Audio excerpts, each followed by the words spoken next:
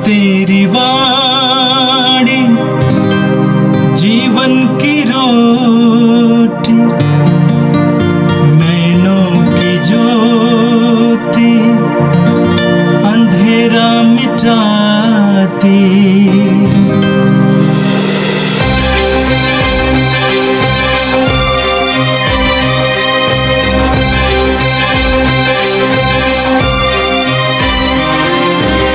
प्रभु तेरी वाणी जीवन की रोटी, नैनों की ज्योति अंधेरा मिटाती। प्रभु तेरी वाणी जीवन की रोटी, नैनों की ज्योति अंधेरा मिटाती। वाणी वाणी वाणी वाणी वाणी पवित्र है, शाश्वत है, जीवन का मन्ना है। 10 जनवरी सोमवार। पहला पाठ सामुएल का पहला ग्रंथ अध्याय 1 पद संख्याएं 1 से 8 तक। एफ्राइम के पहाड़ी क्षेत्र के रामतयीम में एल्काना नामक सूफी वंशी मनुष्य रहता था। एल्काना येरोहम का, येरोहम एलीहू का, एलीहू तोहू का और तोहू एफ्राइम वंशी सूप का पुत्र था। एल्काना के अन्ना और पेनिन्ना नामक 2 पत्नियां थीं। पेनिन्ना के संतान थी, किंतु अन्ना के कोई संतान नहीं थी।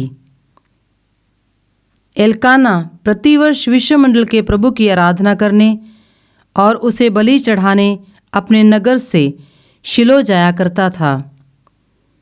वहाँ एली के दोनों पुत्र होफनी और पिनहास प्रभु के याजक थे। एल्काना जिस दिन बलि चढ़ाता था, अपनी पत्नी पेनिन्ना और उसके सब पुत्र पुत्रियों को मांस का एक एक अंश दिया जा करता था, किंतु वह अन्ना को 2 हिस्से देता था, क्योंकि वह अन्ना को प्यार करता था। यद्यपि प्रभु ने उसे बाँझ बनाया था। अन्ना की सौत उसे चिढ़ाने के लिए उसकी निंदा किया करती थी, क्योंकि प्रभु ने उसे बाँझ बनाया था। प्रतिवर्ष यही होता था। जब अन्ना प्रभु के मंदिर जाती तो पेनिन्ना उसे उसी तरह चिढ़ाया करती थी और अन्ना रोती और भोजन से इनकार करती थी। उसके पति एल्काना ने उससे कहा, अन्ना, तुम क्यों रोती हो? क्यों नहीं खाती हो? तुम क्यों उदास हो? क्या मैं तुम्हारे लिए 10 पुत्रों से बढ़कर नहीं हूँ? यह प्रभु की वाणी है। संत मार्कुस के अनुसार पवित्र सुसमाचार अध्याय 1 वाक्य 14 से 20 तक। यूहन्ना के गिरफ्तार हो जाने के बाद यीशु गलीलिया आए और यह कहते हुए ईश्वर के सुसमाचार का प्रचार करने लगे, समय पूरा हो चुका है, ईश्वर का राज्य निकट आ गया है, पश्चाताप करो और सुसमाचार में विश्वास करो। गलीलिया के समुद्र के किनारे से होकर जाते हुए यीशु ने सीमोन और उसके भाई अंद्रेस को देखा। वे समुद्र में जाल डाल रहे थे, क्योंकि वे मछुए थे। यीशु ने उनसे कहा, मेरे पीछे चले आओ, मैं तुम्हें मनुष्यों के मछुए बनाऊंगा। और वे तुरंत अपने जाल छोड़कर उनके पीछे हो लिए। कुछ आगे बढ़ने पर यीशु ने जबदी के पुत्र याकूब और उसके भाई यूहन्ना को देखा। वे भी नाव में अपने जाल मरम्मत कर रहे थे। यीशु ने उन्हें उसी समय बुलाया। वे अपने पिता जबदी को मजदूरों के साथ नाव में छोड़कर उनके पीछे हो लिए। यह प्रभु का दिव्य सुसमाचार है। क्रिस्त प्रभु की जय। मेरे प्रिय भाई और बहनों, हमने क्रिसमस मनाया और क्रिसमस काल बीत गया। आज से पूजन विधि में सामान्य काल शुरू होता है। सामान्य काल। आज का पहला पाठ सामुएल के पहले ग्रंथ के अध्याय 1 से लिया गया था। वहां पर हमने एक बहुत ही हृदय स्पर्शी बात सुनी। एफ्रेम निवासी एल्काना की 2 पत्नियां थी। एक थी अन्ना और दूसरी थी पेनिन्ना। पेनिन्ना की संतानें थी, बच्चे थे, लेकिन अन्ना की कोई संतान नहीं थी। अन्ना बांझ थी। हम जानते हैं उस जमाने में और आज भी एक बांझ की स्थिति क्या है समाज में। लोग बांझ से कतराते हैं, अपने बच्चों को बांझ के हाथों में देते नहीं हैं। घर से बाहर निकलते समय कोई बांझ दिखाई दी तो रास्ता बदल देते हैं। और समाज में कितना ताना सुनना पड़ता है, कितना तिरस्कार अनुभव करना पड़ता है। अपने पति का तिरस्कार, सास ससुर का तिरस्कार, समाज का तिरस्कार एक धब्बा जैसा लग जाता है। हालांकि हम जानते हैं उसका कोई कसूर नहीं है। आज के पाठ में आपने सुना, वहां पर क्या लिखा हुआ था कि प्रभु ने उसे बांझ बनाया था। अन्ना को प्रभु ने बांझ बनाया था। बहुत सारे लोगों को प्रभु बांझ रहने देते हैं ताकि उनके द्वारा महिमा प्रकट हो जाए। इब्राहिम की पत्नी सारा की बात उठाइए, वृद्धावस्था में एक संतान देकर ईश्वर की महिमा प्रकट की गई। जकरिया की पत्नी एलिजबेथ की बात लीजिए, वृद्धावस्था में उसे भी एक पुत्र मिल जाता है, उसके द्वारा बहुत बड़ी महिमा प्रकट होती है। और अन्ना के बारे में बाद में आप पढ़ेंगे कि अन्ना को भी एक संतान मिलती है, सैमुएल, जो इस्राएल का बहुत बड़ा अगुवा और नेता बना। तो बांझ का कोई कसूर नहीं है, लेकिन समाज उसके साथ कैसा व्यवहार करता है, लोग उसके साथ कैसा व्यवहार करते हैं। लेकिन अन्ना के प्रति एल्काना ने अपनी पत्नी के साथ ऐसा व्यवहार नहीं किया। वचन में लिखा हुआ है, एल्काना जिस दिन बलि चाहता था, अपनी पत्नी पेनिन्ना और उसके सब पुत्र पुत्रियों को मांस का एक एक अंश दिया करता था, किंतु वह अन्ना को 2 हिस्से देता था, क्योंकि वह अन्ना को प्यार करता था, यद्यपि प्रभु ने उसे बांझ बनाया था। एल्काना जानता था कि अन्ना का कसूर नहीं था कि वो बांझ है, ये प्रभु ने होने दिया है। इसलिए अन्ना के दर्द और पीड़ा को कम करने के लिए उसका पति एल्काना उसको दुगना प्यार देता था। हालांकि अन्ना की दूसरी जो बहन है, अर्थात उसके पति की दूसरी पत्नी पेनिन्ना, उस पर बहुत ताना मारती थी, बहुत चिढ़ाती थी। आज के वचन में आपने सुना। और अन्ना रोती थी, अपने बांझपन में रोती थी। तो क्या जवाब दिया करता था पति एल्काना? देखिए आपने क्या सुना है। उसके पति एल्काना ने उससे कहा, अन्ना तुम क्यों रोती हो, क्यों नहीं खाती हो, तुम क्यों उदास हो? क्या मैं तुम्हारे लिए 10 पुत्रों से बढ़कर नहीं हूं? एक जबरदस्त उदाहरण है, विशेष करके विवाहित भाई बहनों के लिए। जो भाई अपनी पत्नी को इसीलिए तिरस्कार करता है या तिरस्कार करते हैं क्योंकि वे बांझ हैं, उनके लिए एक जबरदस्त उदाहरण है। उसको ज्यादा प्रेम की आवश्यकता है, उसको ज्यादा समझ की आवश्यकता है, ज्यादा दुलार की आवश्यकता है, क्योंकि वो दुखी है, दुख की मारी हुई है। समाज में जितने लोग दुखी हैं उनके प्रति हमारे दिल में ज्यादा प्रेम होना चाहिए। परिवार में जो दुखी हैं और कमजोर हैं उनके प्रति हमारे हृदय में ज्यादा प्रेम होना चाहिए। एल्काना हमारे लिए एक बहुत सुंदर उदाहरण है। आज के सुसमाचार में हमने मार्कुस के सुसमाचार के अनुसार प्रभु यीशु के सुसमाचार की घोषणा के प्रारंभ के बारे में सुना। आपने सुना, यूहन्ना के गिरफ्तार हो जाने के बाद यीशु गलीलिया आए और ये कहते हुए ईश्वर के सुसमाचार का प्रचार करने लगे।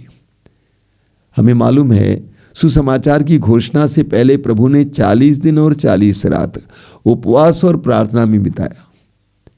उसके बाद प्रभु यीशु गलीलिया आ जाते हैं और इस प्रकार प्रचार करने लगते हैं। क्या प्रचार करते हैं? प्रभु का क्या संदेश था? समय पूरा हो चुका है, ईश्वर का राज्य निकट आ गया है, पश्चाताप करो और सुसमाचार में विश्वास करो। यही प्रभु यीशु मसीह का मुख्य संदेश था। और प्रारंभिक घोषणा इस प्रकार, समय पूरा हो चुका है। कैसा समय? प्रतीक्षा का समय। इस्राएली लोग एक मसीहा की प्रतीक्षा में थे। उनको हर प्रकार के बंधन से, विशेष करके सामाजिक अन्याय से, राजनीतिक परतंत्रता से बचाने और छुड़ाने के लिए एक मसीहा की प्रतीक्षा में थे। प्रभु कहते हैं समय पूरा हो चुका है। अन्यत्र अंग्रेजी में कुछ अनुवाद द आवर हैज कम, अर्थात वह समय आ गया है, कृपा का समय है, आशीष का समय है। आगे प्रभु क्या कहते हैं? ईश्वर का राज्य निकट आ गया है। प्रभु यीशु ने हमारे बीच में ईश्वर का राज्य लाया। यीशु हमारे बीच में ईश्वर का राज्य लाने आए। यीशु में ईश्वर का राज्य है। जहां यीशु है वहां पे ईश्वर का राज्य है। जिसने यीशु पर विश्वास किया, यीशु को ग्रहण किया, उसने ईश्वर के राज को अपनाया और वो ईश्वर के राज में प्रवेश करता है। ईश्वर का राज निकट आ गया, प्रभु यीशु कहते हैं। उसमें प्रवेश करने के लिए क्या करना चाहिए? 2 बातें प्रभु रखते हैं। सबसे पहले पश्चाताप करो। सबसे पहले पश्चाताप करो। पश्चाताप करने का मतलब क्या है? जिस मार्ग में तुम जा रहे थे, पाप और बर्बादी का मार्ग, उसे त्याग कर ईश्वर के मार्ग पर आ जाओ। पश्चाताप करो, वापस आओ, ईश्वर के मार्ग पर आ जाओ और सुसमाचार में विश्वास करो। जो सुसमाचार प्रभु सुनाने वाले थे, लेकिन प्रभु यीशु स्वयं सुसमाचार थे। सुसमाचार में विश्वास करो। 2 बातें, पश्चाताप करो और सुसमाचार में विश्वास करो। ये हमारे लिए भी आज भी प्रभु की ओर से संदेश है। पूरे सुसमाचारों का निचोड़ यह है। प्रभु ये कहते हैं पश्चाताप करो, सुसमाचार में विश्वास करो। अपने पापों को छोड़ो, वापस आओ और यीशु मसीह के द्वारा जो सुसमाचार लाया गया है, यानी यीशु मसीह पर विश्वास करो। प्रभु के इस कार्य को आगे बढ़ाने के लिए आगे सुसमाचार में हम पढ़ते हैं कि प्रभु ने 4 सहयोगियों को चुना और वे थे सीमोन, अंद्रेस, याकूब और योहन। चारों मछुए थे। उस जमाने में मच्छुओं की स्थिति क्या थी और आज भी मच्छुओं की क्या स्थिति हम जानते हैं। समाज में निम्न वर्ग के लोग, जब प्रभु यीशु ने अपने कार्य के लिए अपने सहयोगियों को चुना तो निम्न वर्ग के लोगों को चुना, जो तुच्छ थे, नाकुश थे, अनपढ़ जैसे थे, उनको प्रभु ने चुना। दूसरी बात, उनको चुना जो पेशे में थे, व्यस्त थे। वचन में लिखा हुआ है अंद्रेस और पेतरुस, सीमोन जाल बिछा रहे थे क्योंकि वे पेशे के मछुए थे, शौक से नहीं, पेशे से मछुए थे। याकूब और यूहन्ना भी जाल मरम्मत कर रहे थे, वे भी मछुए थे, काम करने वाले थे, व्यस्त थे। प्रभु यीशु ने ऐसे लोगों को नहीं चुना जिनके पास दूसरा कोई काम नहीं है, व्यस्त लोगों को, पेशे से मछुए थे। कई लोग आजकल इसीलिए प्रभु का कार्य करने के लिए आगे आते हैं क्योंकि उनके पास दूसरा कोई काम नहीं है। कोई दूसरा काम नहीं है तो चलो सुसमाचार के कार्य में लग जाएंगे, ऐसा नहीं है। प्रभु ने उनको चुना जो व्यस्त थे और जो पेशे से मछुए थे, काम कर रहे थे, उस समय उनको चुना। यह हमारे लिए एक बहुत सुंदर संकेत है। यानी हमारे जीवन में हम कितने ही व्यस्त क्यों ना हो, अगर हमें प्रभु से आवाज आती है तो हमें प्रभु को हाँ कहना है। और याकूब, यूहन्ना, अंद्रेस और सीमोन ने कैसे जवाब दिया? उन्होंने सब कुछ छोड़ दिया। अंद्रेस और सीमोन जाल समुद्र में डाल रहे थे, जब प्रभु ने बुलाया उन्होंने जाल को समुद्र में डूब कर समाप्त होने दिया, यीशु के पीछे हो लिए। याकूब और यूहन्ना अपने पिता और नौकरों के साथ जाल मरम्मत कर रहे थे, प्रभु ने बुलाया, उन्होंने पिता को नौकरों के साथ छोड़कर यीशु का पीछा किया। एक जबरदस्त उदाहरण है हम सभी के लिए, इस बात का ख्याल करना है, वे सभी पारिवारिक थे। सीमोन, अंद्रेस, याकूब, योहन सभी पारिवारिक थे, परिवार में व्यस्त थे, काम में व्यस्त थे।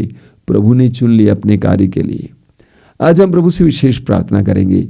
कलीसिया में ईश्वर के राज्य के विस्तार के लिए बहुत से ऐसे सहयोगियों की आवश्यकता है, बहुत से ऐसे लोगों की आवश्यकता है जो अपना सब कुछ छोड़कर प्रभु के कार्य में लग जाएंगे। प्रभु यीशु ने सीमोन और अंद्रेस से क्या कहा? मैं तुम्हें मनुष्यों का मछुआ बनाऊंगा। तुम अभी मछली पकड़ते हो, मनुष्यों को पकड़ना सिखाऊंगा, मनुष्यों को ईश्वर के राज्य के लिए इकट्ठा करना सिखाऊंगा। आज कितना शैतान का राज्य अग्रसर हो रहा है, आगे बढ़ रहा है, सारा संसार उसके चपेट में आ रहा है। ऐसे में हमें कई लोगों की आवश्यकता है जो ईश्वर के राज्य में लोगों को बुलाएंगे, लाएंगे, ईश्वर के राज्य का प्रसार करेंगे। आइए हम प्रार्थना करें। प्रभु यीशु, धन्यवाद देते हैं आज के सुंदर दिन के लिए, आज के पवित्र वचनों के लिए धन्यवाद देते हैं। जो प्रोत्साहन हमें मिल रहा है, जो उत्साह हमें मिल रहा है, जो बुलाहट हमें मिल रही है, उसके लिए हम धन्यवाद देते हैं। हमें एक कृपा दीजिए कि हम तुझे सुन सकें, तेरी आवाज के लिए जवाब दे सकें। प्रभु, इन वचनों को सुनने वाले मेरे भाई बहनों को आशीर्वाद दीजिए। वे जहाँ कहीं भी समय हों, उनको तेरे स्पर्श का अनुभव दीजिए। वे जो कुछ करें, उनके कार्यों में तेरी आशीष भी महसूस कर सकें। हमारी इस प्रार्थना को ग्रहण कर, आमीन। प्रभु तेरी वाणी जीवन की रोटी, नैनों की ज्योति अंधेरा मिटाती। वाणी वाणी वाणी वाणी वाणी पवित्र है, शाश्वत है जीवन का मन।